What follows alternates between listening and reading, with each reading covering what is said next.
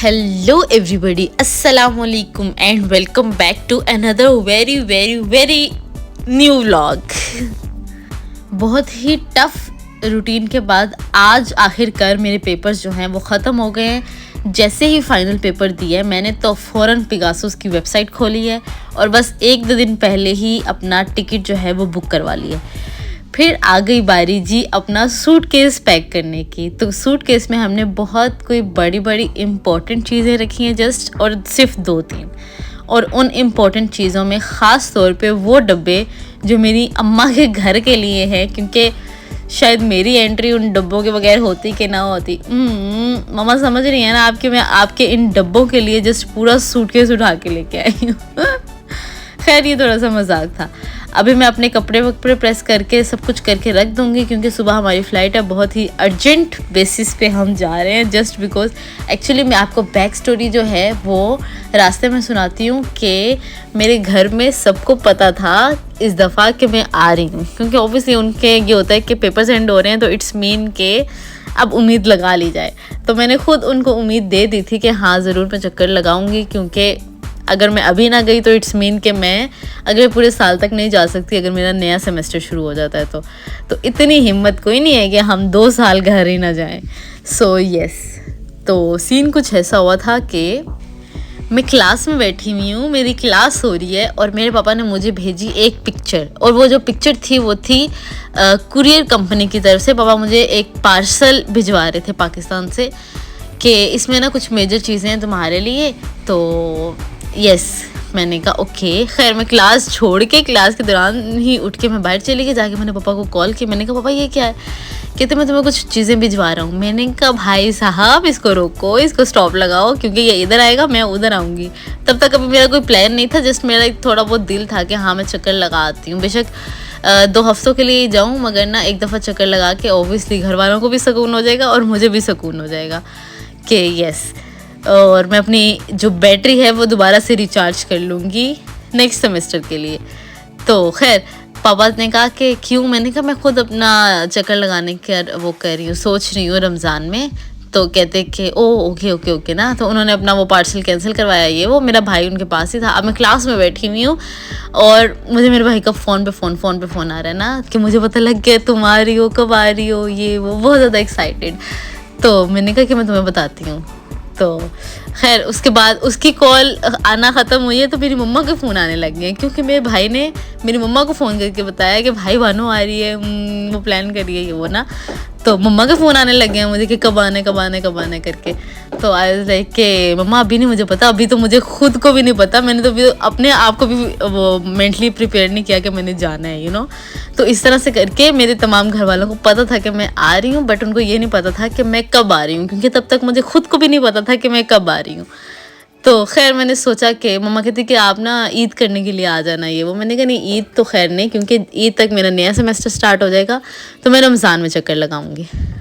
तो last year मुझे एक आइडिया था कि पिगासुस की 14 फ़ेब की जो है वो डिस्काउंट लगता होता है। तो हमने सोचा हम उस डिस्काउंट का वेट करते हैं। तो खैर टिकट विकेट देखी तो वो मुझे अपने बजट के हिसाब से मिल गई। एंड यस वी डिसाइडेड कि नहीं भाई साहब सुबह के सुबह ही निकलते हैं, खैर होगी, देख ली जाएगी क्या होगा।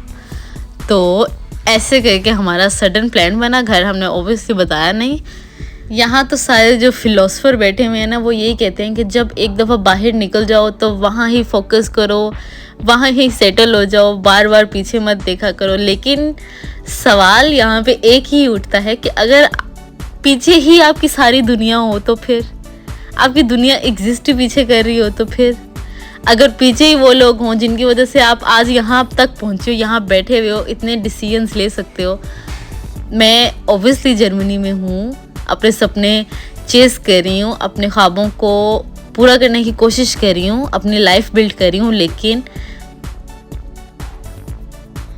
अगर आपके पास ऑप्शन है, आप मैनेज कर सकते हो, तो फिर आप अपने लोगों को क्यों अपनी प्रेजेंस का एहसास नहीं दिला सकते भाई साहब। यहाँ पे मुझे हर जगह पे छोटे छोटे से बच्चे नज़र आ रहे थे। And this is Europe bro.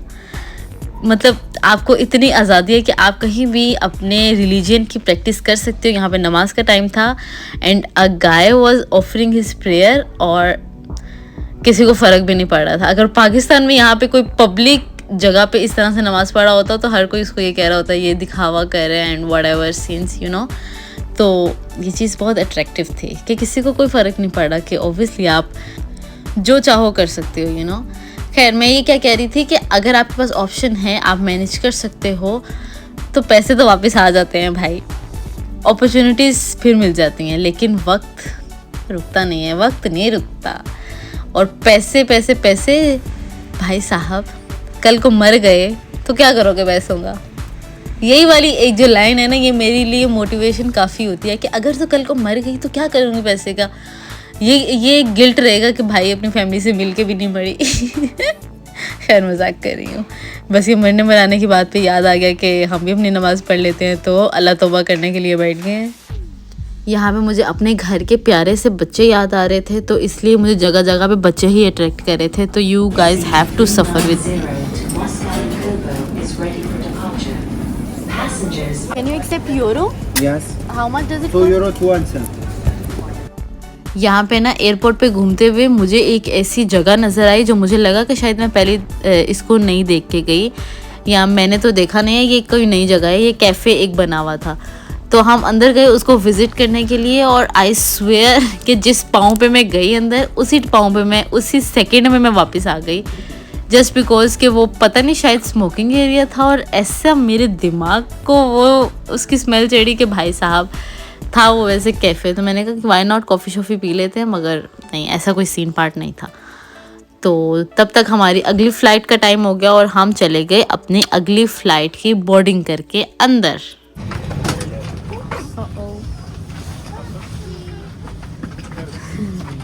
जहाज़ की लाइट चली गई है। Welcome to Pakistan.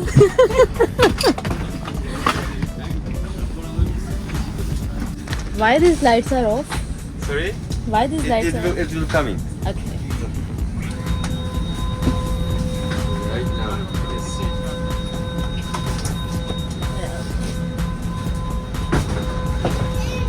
2,000 years later. हमारी जो पहली फ़्लाइट थी वो तकरीबन 4 घंटे की थी, और उसमें मुझे मेरी लक इतनी काम नहीं की कि मुझे एक्स्ट्रा सीट मिले, क्योंकि बिल्कुल फुल था जहाज़। तो सेकंड जो फ़्लाइट थी हमारी तकरीबन 5.5 घंटे की थी। तो पहली दफ़ा में लक काम नहीं की, तो दूसरी दफ़ा में हमने खुद लक के साथ खेल लिया कि पीछे जाके हमने खुद उनसे पूछ लिया कि भाई साहब तबीयत बिल्कुल ऑफ हो रही है, तो इफ़ पॉसिबल कि मुझे एक्स्ट्रा सीट मिल जाए ताकि थोड़ी देर सो जाऊँ। तो उन्होंने कहा कि चलो सही है, खैर आ जाओ, इधर आ जाओ। तो हमने खुद ही जाके अपनी लक बना ली और पीछे जाके आराम किया। 2-2.5 घंटे चिल मार के सोई, और तबीयत जो थी वो बिल्कुल आउट हो रही थी। आई डोंट नो वाई, कि हालांकि इतना मुझे नोज़िया होता नहीं है फ़्लाइट से, बट फिर भी कि शायद मैं उससे एक रात पहले भी सोई नहीं थी, तो इस वजह से। खैर अभी जो हमारी इमिग्रेशन की लाइन थी कराची वाली, वो इतनी लंबी थी कि पूरी फ़्लाइट में बंदा इतना नहीं थकता जितना इतनी एक लाइन में थक जाता है। तो खैर ये कोई अल्लाह का बंदा मेरा सूटकेस उठा के साइड पे पहले ही रख के गया हुआ था कि मैं बाहर निकली तो बाहर मेरा सूटकेस साइड पे पड़ा हुआ था। आई डोंट नो कि ये लक थी या पता नहीं क्या था। तो यस, इतने ही में हमारी नेक्स्ट फ़्लाइट का टाइम तकरीबन हो गया, तो हमने उसकी बोर्डिंग वगैरह कराई है। यहाँ पे आके थोड़ी देर आराम किया है, अल्लाह ताला से रिक्वेस्ट की है कि अल्लाह ताला जी थोड़ा सा सफ़र रह गया तो हिम्मत ताकत दे देना प्लीज़। तो यस, मैं आपको अपना एक ब्लेंडर सुनाती हूँ। ये है पानी की बोतल जो मैंने ली है, क्योंकि मेरी जो दूसरी वाली फ़्लाइट ख़त्म हुई है ना, बहुत आवाज़ारी में ख़त्म हुई है, और मुझे चक्कर आ रहे थे बहुत गंदे वाले। तो सीन ये हुआ कि अक्लमंद बहन अपना जो बैंक अकाउंट है पाकिस्तान वाला, जो पाकिस्तान वाला बैंक अकाउंट है वो मैं उधर ही छोड़ आई हूँ, उधर ही भूल आई हूँ एक्चुअली। और पाकिस्तानी करेंसी भी नहीं लेके आई। कुछ थे मेरे पास 1000-2, बट आई डोंट नो क्या सोच के मैंने वो रखा नहीं। हालांकि मेरे जहन में भी था कि मैं वो रख लूँगी सेफ साइड। तो जो बैंक की ऐप है उसका मुझे पासवर्ड नहीं आता। तो इन शॉर्ट स्टोरी ये कि मेरे पास एक पैसा भी नहीं था पाकिस्तानी। तो सीन कुछ ऐसा हुआ कि मैंने उनसे कहा कि मैंने ना करेंसी एक्सचेंज करवानी है। तो मैंने कहा 5-10 यूरो करवा लेती हूँ ओबियसली, कि अभी सुबह 4:30 बजे का टाइम है, तो मैं किसको ही कॉल करूँ घर में, कि ज़्यादा से ज़्यादा मैं यही कर सकती थी कि मैं भाई को कहती कि भाई मुझे जैस कैश में पैसे भेजे किसी का नंबर दे के, यू नो। तो ऐसा कोई सीन नहीं हुआ। तो एक अंकल कहते मैं आपको 100 रुपया दे देता हूँ, वैसे ही कि आप पानी वानी ले लो। मैंने कहा नहीं, ऐसे तो नहीं होता हमारे यहाँ। तो फिर ओबियसली मेरे पास, मैंने कहा ये मेरी तरफ से आप 5 यूरो रखें और मुझे आप 100 रुपया दें। तो ऐसे करके मैंने तजारत की उनके साथ, और फिर मैंने पानी की बड़ी बोतल ली कि दोबारा तो पता नहीं किसके साथ ऐसी तजारत करूँ मैं। तो सेफ साइड में अपना पानी लेके, तो ये स्टोरी हुई मेरे साथ। तो अभी मुझे थोड़ी सी होश वोश आई है, मुँह शुद्ध धोया मैंने, एंड यस अभी मैं दूसरी बोर्डिंग करा लूँ अब।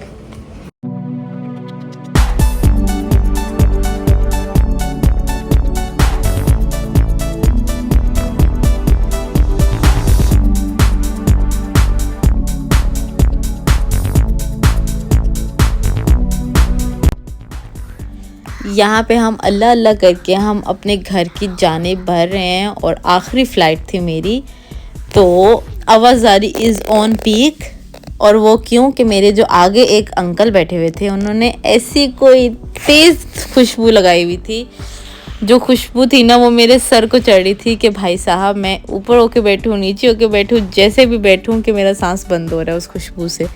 तो खैर फिर मैंने एट द एंड उनसे रिक्वेस्ट कर ही ली कि भाई मेरी सीट जो है वो एक्सचेंज कर दें, और अपनी विंडो सीट छोड़ के उसको मैंने एक्सचेंज करवाया एक सेंटर सीट के साथ, which is I don't know a good deal और नॉट। बट उतनी ही देर में हमारा खाना आ गया, और इसको मैंने खोल के भी नहीं देखा कि इसके अंदर था क्या, कि ओबियसली खाना नहीं था तो ज़ाया क्यों करती।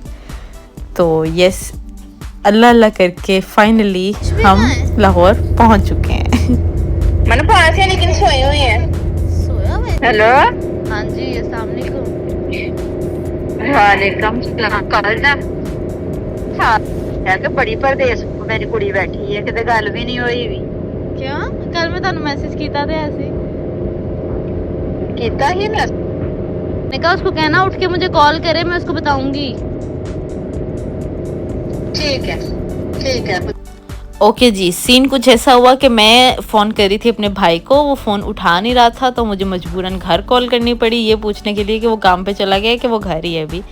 तो उन्होंने कहा भाई वो तो अभी सो रहा है। मैंने कहा ओके। फिर मैंने उसको कॉल की और उसको मैंने कहा कि बाहर मेरी कुछ दोस्तें आई हैं, उनको घर तक ले जा, और घर का दरवाज़ा खोल के आई कि वो बाहर खड़ी ना रहें। तो कहता है ओके।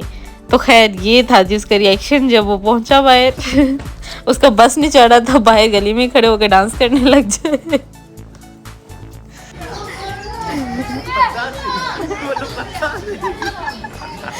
अस्सलाम वालेकुम। पता सी ਐਵੇਂ ਪਤਾ ਸੀ तो भाना ही हो। मम्मा तो नहीं थी पास तेरे?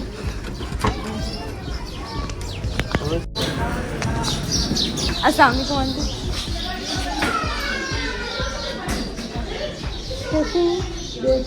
मामा तो पहले तीसरी मरतबा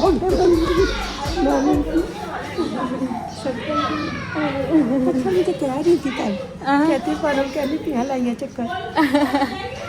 बस वालेकुम अस्सलाम। क्या